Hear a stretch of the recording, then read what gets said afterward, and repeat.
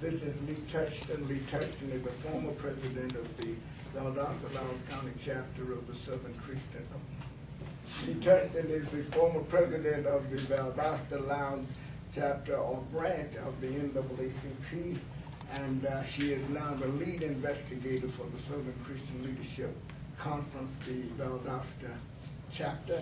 And this is my aunt, Chastain, who's representing the youth of this church.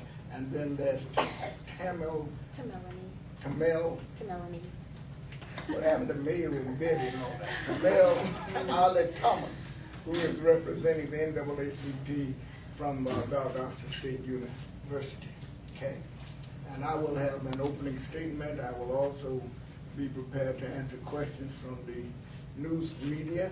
I'll ask anybody from the audience to just hold your question. If you want to ask me about something later, that's fine. But I want to give the news media an opportunity to ask questions first.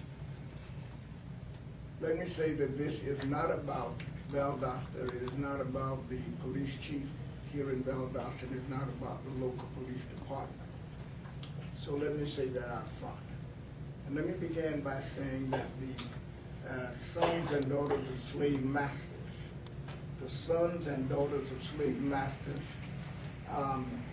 cannot think like the sons and daughters of slaves. We do not expect them to do so.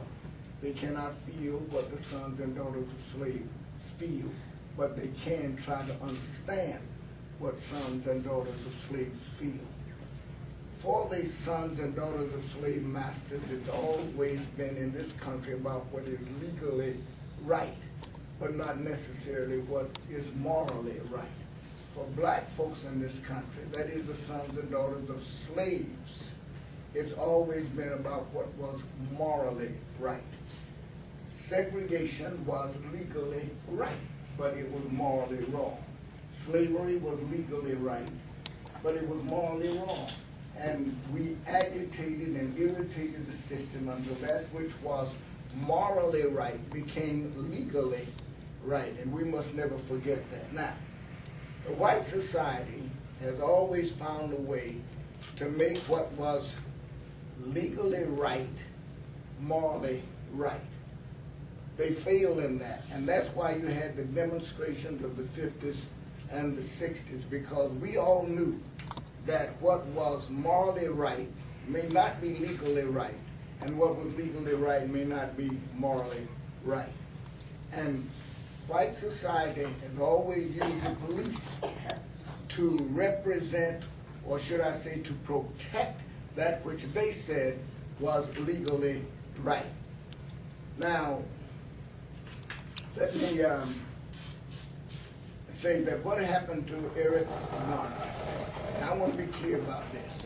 I saw it, you saw it, everybody in this nation and the world saw it. Now, there were those who decided that that was legally right. In fact, the New York grand jury that heard the evidence concluded that what the police officer did was legally right. We have never been governed by what was legally right, but always what was morally right. And when a thing is morally right, it not only looks right, but it feels right. And nobody in their right mind can look at what happened to Eric Garner and conclude that that was morally right. And I don't care about whether it was legally right or not. I'm telling you, it was morally wrong, and we must always fight against that which is morally wrong. Now let me talk about some of the solutions.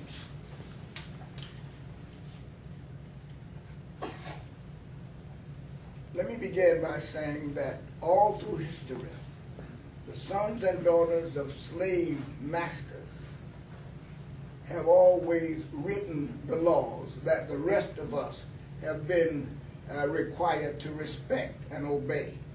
We never participated in the writing of those laws, and those laws were never, in fact, written for our benefit.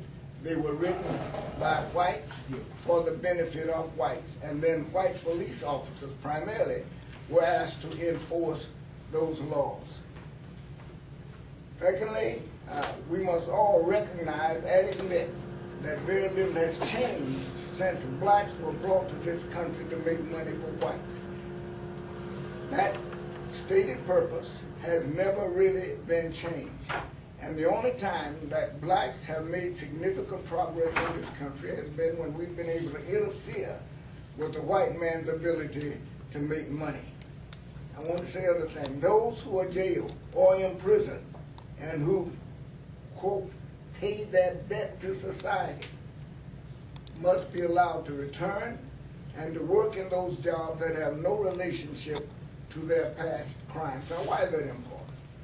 Look around you. Most of the crimes that are being committed now in our community are being committed by young black men, most of whom are alienated by a system that was never fair to them, and that is the criminal justice system.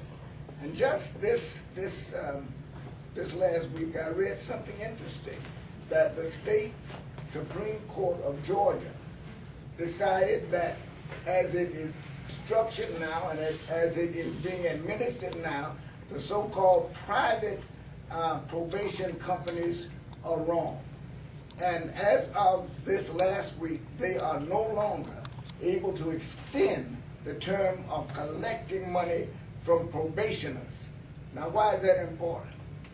I just learned yesterday that some 14 or 1,500 of the people who are on private probation put there by a judicial system that decided that they had done something wrong or done something illegal, I should say.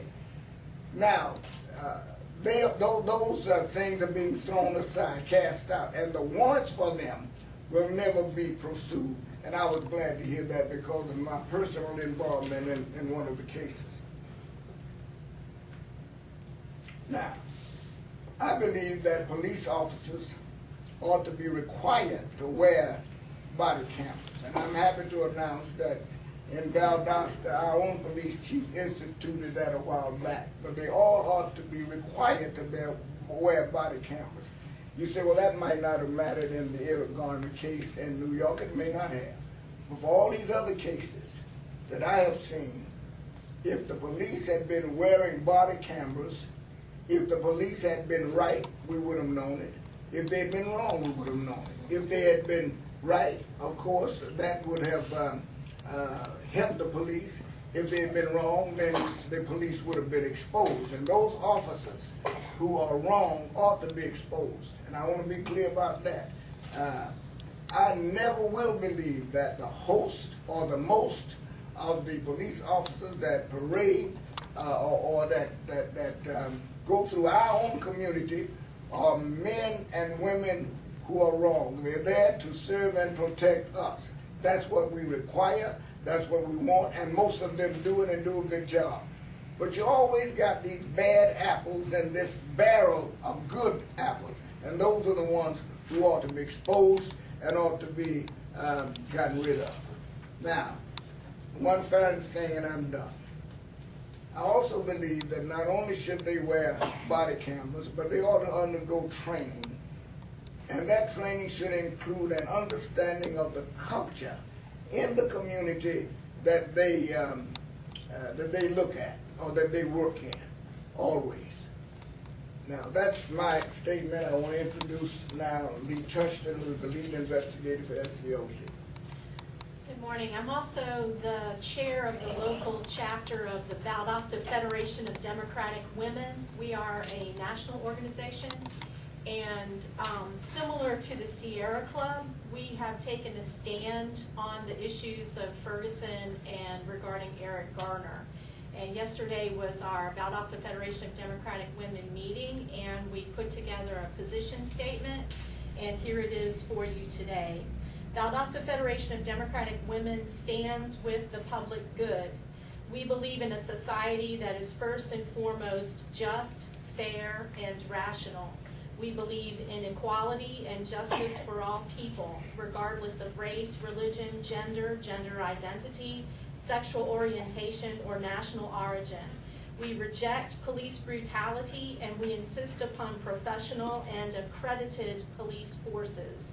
We stand in solidarity with the organizations like SCLC, which are protesting and demanding fairness and equality for all victims of injustice. And I have this position statement I'd be glad to give to any of the news reporters that are here. Personally, Leigh Touchton has been involved in civil rights here in Valdosta for 15 years. As Reverend Rose said, I've been a past president of NAACP. I currently serve as the lead investigator.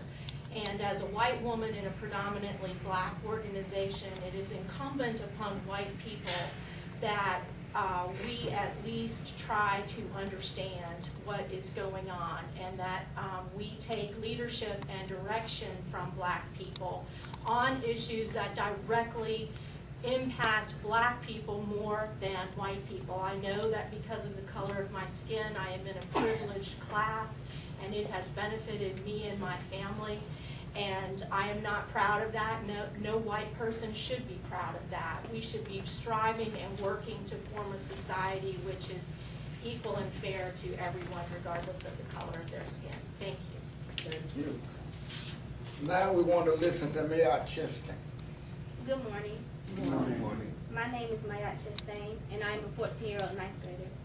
My comments this morning represent the thoughts and opinions of the Serenity Christian Youth Department, South Tough District Youth Advisory Board, and I'm a student at VSU. I actively participate in a number of youth organizations, and I also have a connection with the youth social media, and that gives me an understanding of what's going on.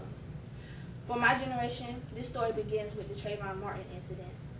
That was our first visible murder of a young black male, and how our society decided to handle that. However, listening to the stories from Reverend Rose, my father, and many other elders in my community, I understand that this is how black males and black people in general have been treated throughout history by the police. The Eric Garner and Michael Brown incidents represent for my generation a clear and in-your-face example of how things have been, still are, and unfortunately will continue to be unless the members of my generation get active and take a stand. We do not agree with the violence and looting, and we will follow the example of Dr. Martin Luther King's nonviolent approach to create a social economic change. Our goal is to have every police officer in the Loudoun County Sheriff Department to be equipped with a camera on their vest, and for training to be offered to young males on safe interaction with the police. Thank you. And now we will listen to Ms. Thomas. Okay. Good morning, everyone. Good morning. I am Melanie Thomas. I'm representing the Valdosta State University chapter of NAACP. I serve as community service chair, and I also have community coordination along with my position. And I just want to let you all know what we've been doing in the community as far as these cases you see with Kendrick Johnson, Trayvon Martin, Eric Garner, and Mike Brown. Just to give you a run through of what we've been doing on campus and also in the community, we've been involved with the Kendrick Johnson case. We've been working very closely with the family for some time, and we are still on board with helping them and assisting them in anything that they need.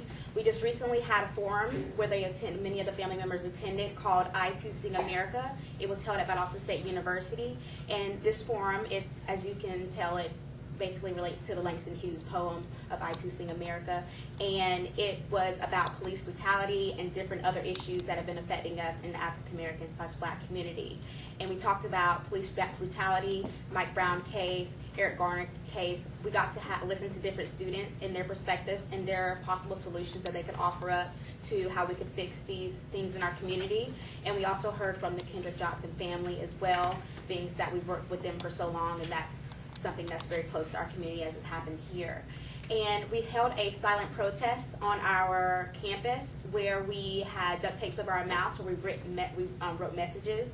And that was a protest, silent protest for police brutality.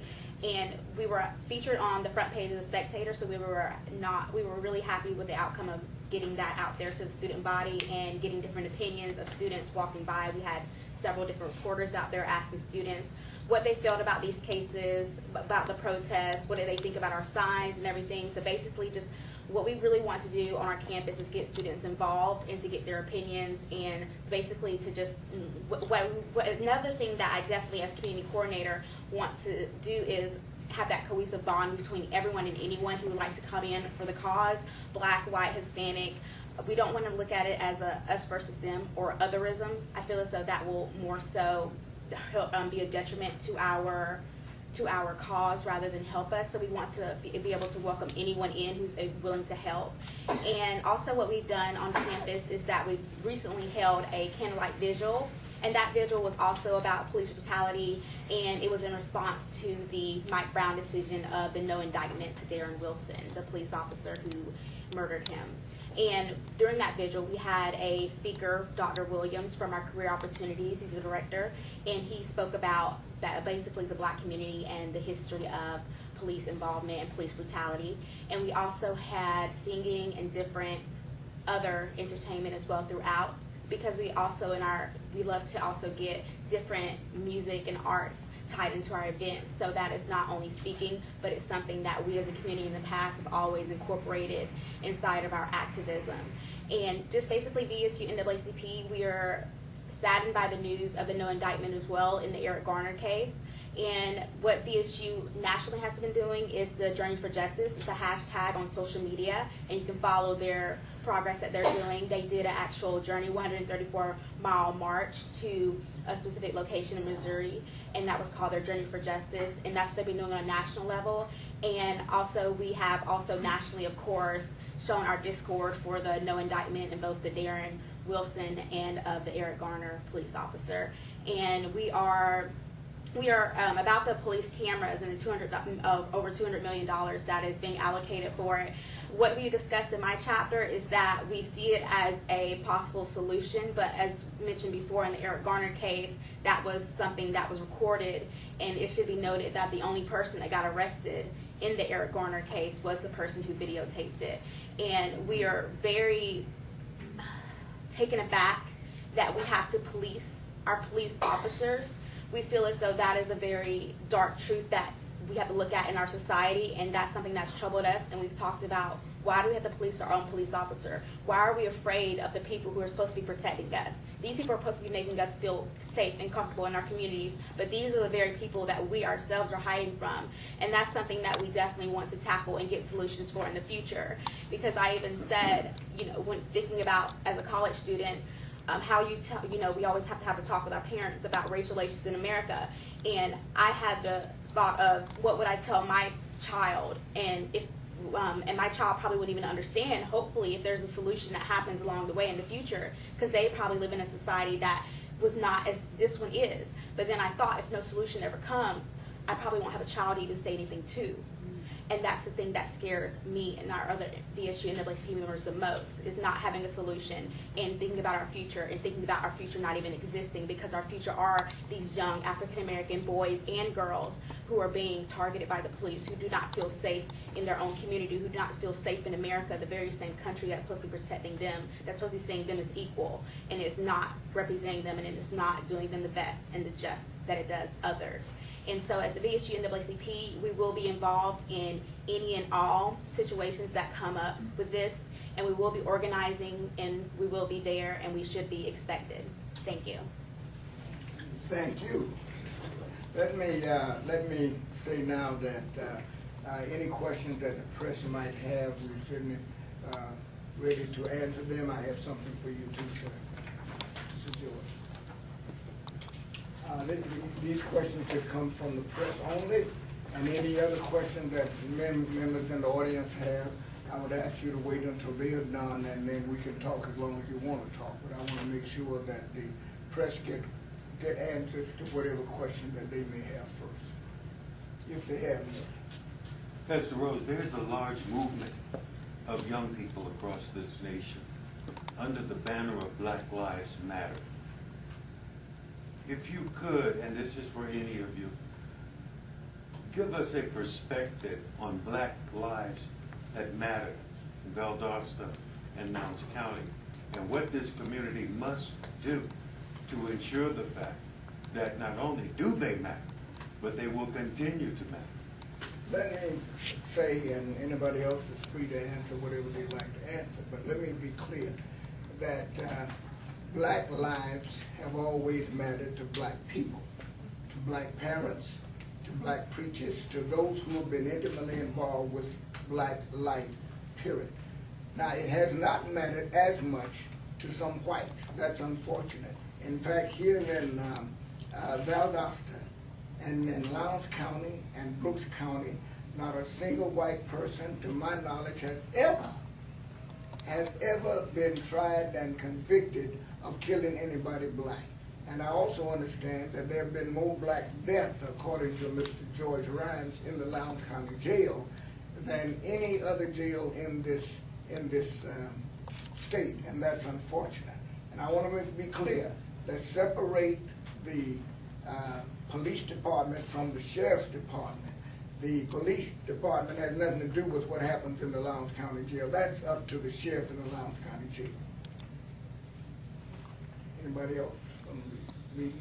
Yes, Reverend Rose, would you tell me what your specific call to action would be for people in this community or for other community leaders, say the sheriff, if there's anything else that you believe the police chief, the mayor, the county commission chairman, anybody can do? Well, here's what has always puzzled me, and I've never understood why the elected officials, wherever they are, including Valdosta, never take a stand on issues like this. We elect them to speak for us, but they never take a stand on those issues that are most important to us. And I'm talking specifically now about the mayor and the members of city council. And so, besides the body cameras at the sheriff's office and your proposed training, do you have any other ideas on calls to action that you think would make life better for Black people in this community? Well, I think if they did those two things, and let me illustrate that. If I went to an Indian reservation and was asked to patrol the Indian reservation, there's no way I could do that without first trying to understand the culture of the Indians. And that has happened too often in the Black community. White police officers, and it's not necessarily their fault, but they've been taken from, say, Vietnam, or they've been taken from a predominantly white community or a white community, and they've been asked to police the Black community, and yet they know nothing about Black people.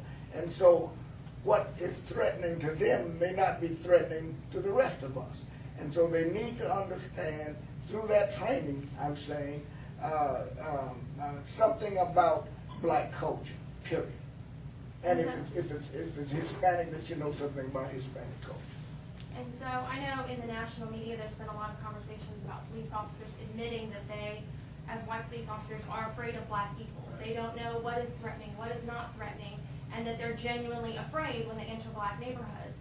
So what would you say would be the resolution, whether it's Black officers patrolling white neighborhoods and being concerned, or Hispanic police officers patrolling either one? What do you think is the solution? I believe in police or community police,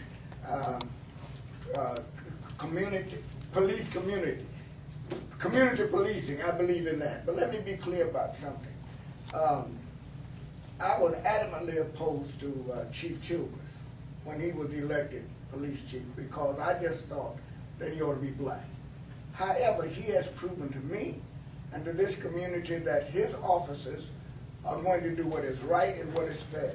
And in front of all of us, when I say all of us, I'm talking about the NAACP leadership and the leadership of the SCLC, he has brought his top brass in and instructed them as how he intends that they police this area, and he wanted to make sure everybody's treated fairly and everybody's treated right.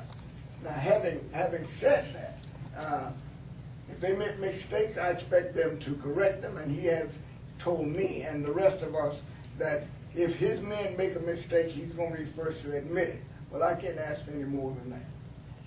And so because Chief Childress is kind of a leader in our state with these body cameras, you know, the implementation That's very correct. early on, do you feel as though that black people that live, or any people that live in the city are safer than people who live in the county where the body cameras and, you know, you don't have, aren't there and you don't have the leadership of someone like Chief Well, Childress? I certainly believe that when police have body cameras, it protects them from false accusations, and it protects the community from police misconduct. And since he's been chief, and I want to be clear about this, he was made chief in March of 2013. Not since he was made chief have I received one call from anybody from our community indicating anything about police misconduct.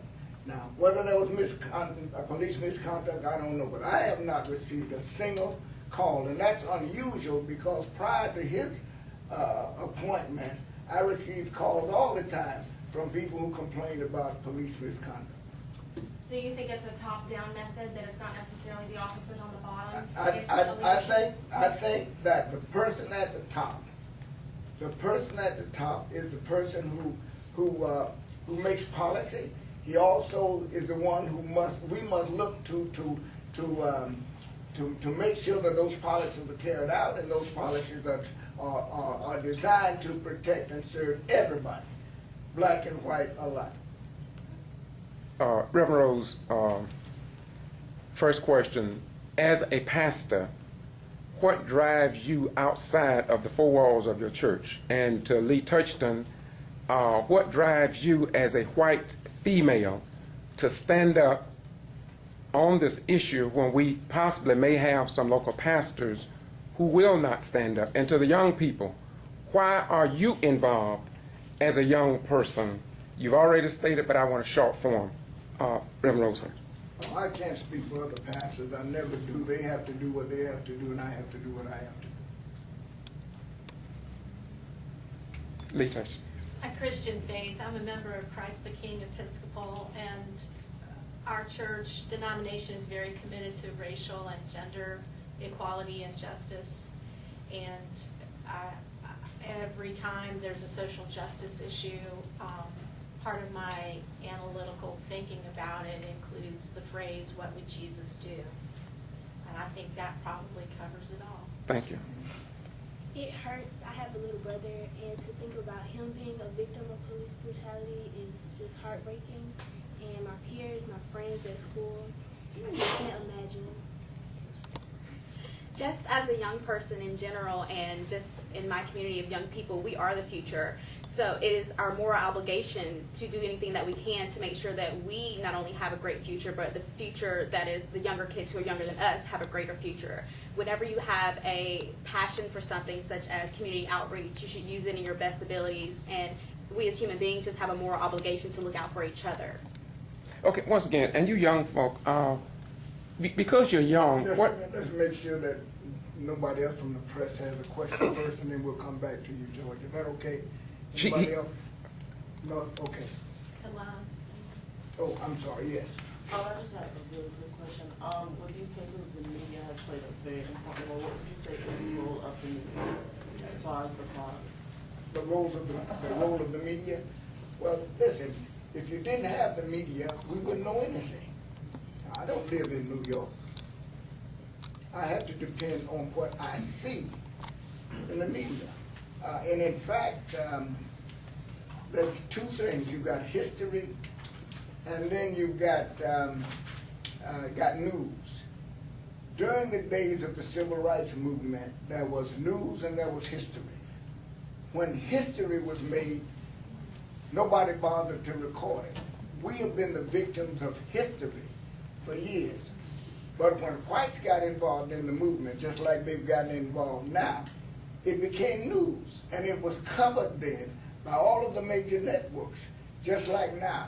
And be honest with you, I am extremely proud to see blacks and whites and Hispanics and all marching together, arm in arm, hand in hand, together, because that's America, and that's what this country is. I wanted to say something. Just something that I don't know a lot of people think about the media, but it's said in the media that media is the fourth house, meaning there's executive, there's legislative, there's judicial branch, and then there's the media. The media has a large voice in our society, and they have the ability to sway opinions, and that's why they're called the fourth house, basically, of our government, because they as well lend their own verdict through their own messages and their own words that they put out, and they can, just as the judicial branch say guilty or not guilty, the media has that ability as well with public opinion. You were saying about people at the top. Should there have been a unified message coming from the leadership of this city and this county, beginning with the mayor, the county commission chairman, then the local law enforcement? Should they have come together to make a statement about Michael Brown and his relevance to us here in Valdosta and Lowndes County, to the situation in New York, the situation in Cleveland, Ohio, even Cal Berkeley? I would say particularly the Eric Garner case in New York, because that's what we saw, and I'm sure they saw it too. Should they have gotten together and issued a statement relative to the people here in Valdosta and Lowndes County as they watch all of that take place, as they watch the man in New York die? My answer to that is simply yes. You had your hand up? I do, yes. So, do you have any concerns that when the grand jury is done meeting in the Kendrick Johnson case, if there is not an indictment, that we could have the same sort of unrest and the same sort of protests, even violent protests in our community? I have no comments to make on the Kendrick Johnson case. That was not what this press conference was about. The young lady from NAACP might have something to say, but I don't have anything to say on that case. First of all, because as of now, nobody has given me proof that he was murdered, and I don't care to comment on that until I see that. Do you have any comment then, because we know that the grand jury has been meeting, so if there is no indictment in that case, are you concerned that that same unrest could come to our community then? I am concerned in any situation, if for any community that has any sort of unrest and any opposition to whatever happens in their community.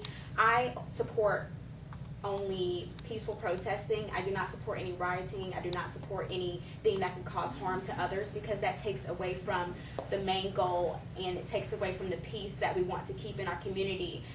We love our community. We might have these different opinions about what should happen or what should not happen, but at the end of the day, this is all of our home. And just as you protect your own house, we should protect our own home. And the looting and the violence, I'm not concerned. I'm not concerned because I have heard anything of that will happen in that nature, but if I do hear anything of that nature that's happening, I definitely will alert anyone who is able to come in and smooth out that situation. But so as far as that verdict, we'll have to come together, and just when it happens, we'll have to see what we have to do. But it definitely will be peaceful, and it definitely will be just, and it will be rights that are given to us under the Constitution and through our rights as American people, and it will not be violent. Has there been any backlash relative to the demonstrations at VSU? There have not been. We have not. We've been lucky enough. We have at VSU a freedom of speech zone that we use, and we use this zone for the candlelight vigil, which is basically a designated area at Valdosta State University where we all are able to come and meet and say anything we want. Freedom of speech zone, as you know the implication of what that could mean. And we've been lucky enough to have the support, because we've done everything, as I was just saying, by the guidelines. No and backlash. No backlash. So that's great. I believe nobody else. George, you had. I'm good. That it? Thank everybody for coming. Now, if anybody in the audience, yeah. One more. My aunt, Ms. Thomas, is it? Yes. Ms. Touchton, SCLC, SCLC. Should there be a coalition of other groups under the SCLC, who typically leads the fight, the charge, working towards not just establishing but keeping peace through coalition work, through community organizing, and above all, the vote? Well, I'm glad you mentioned about the voting, and let me be clear about something. And you can't put this on white folks. Black folks need to vote, period. They need to vote. You can't change what you don't like unless you vote and put people in office who can do it. And black folks have to do that. They got to do it in Ferguson.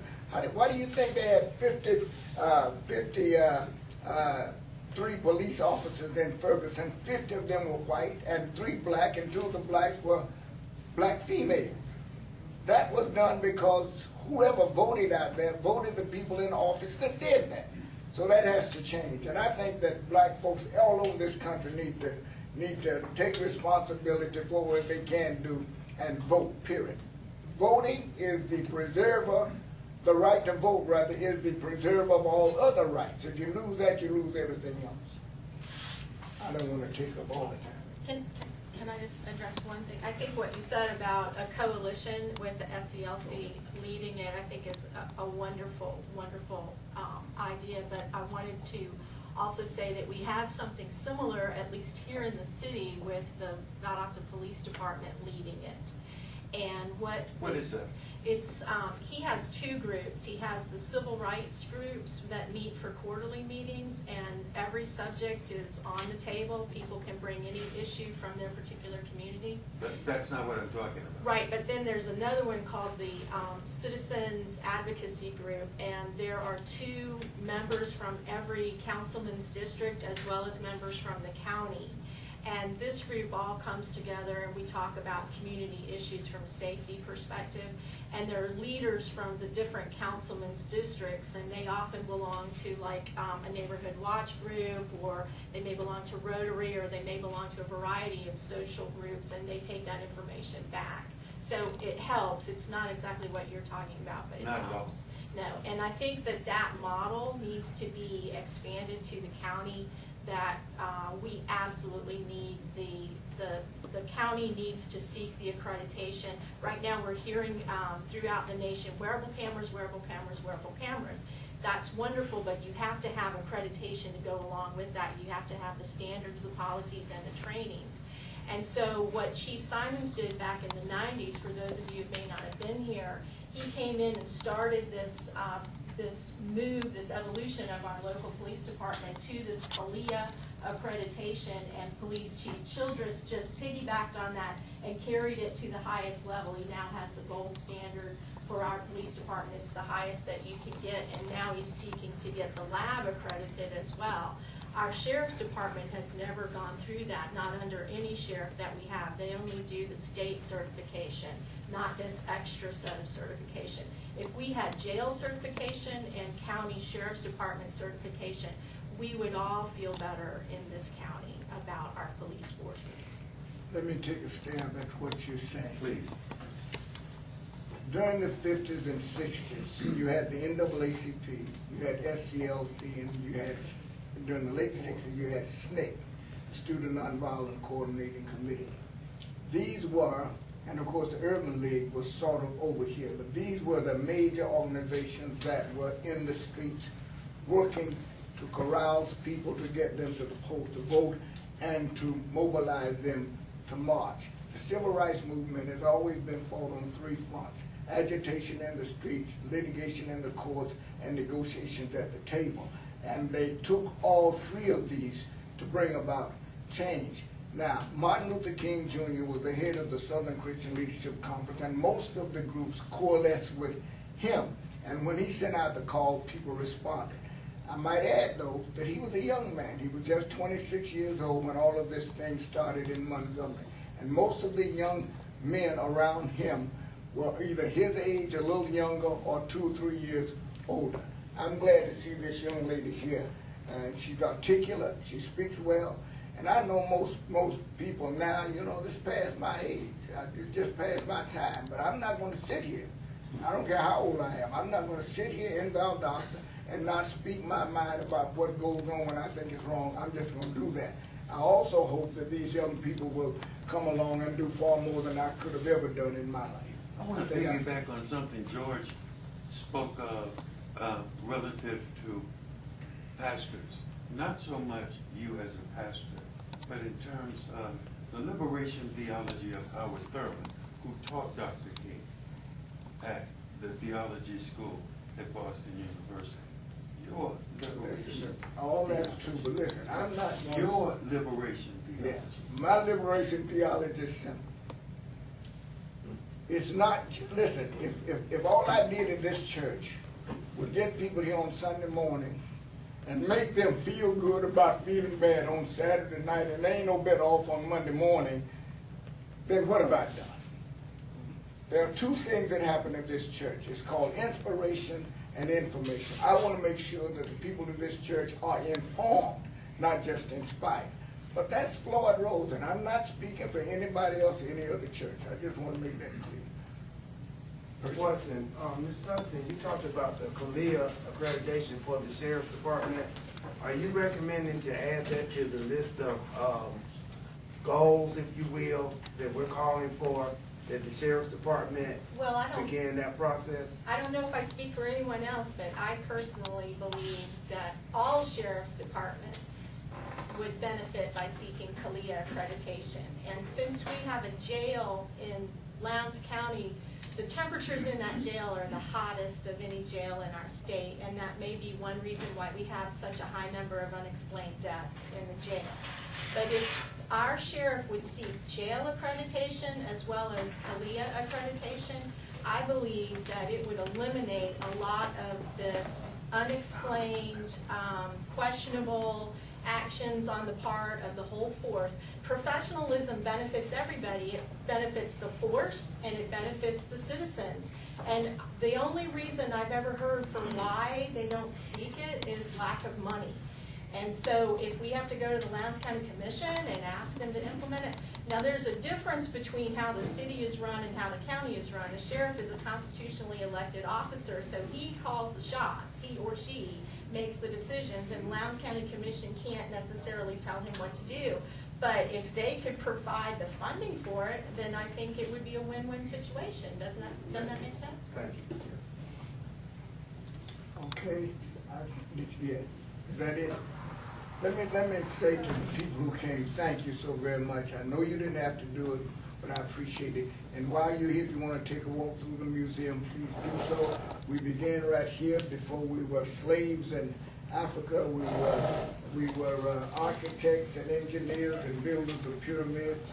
And when you walk through here and go all the way to the front, you'll go through the period of slavery and then the period of post-slavery, then the Renaissance, and then the Civil Rights Movement. I'm looking at person, the Civil Rights Movement, and then the modern era, and finally, the very end, you'll see the election of Barack Obama. You missed Reconstruction. But with that said, we want to invite you to come back on Saturday, February the 28th.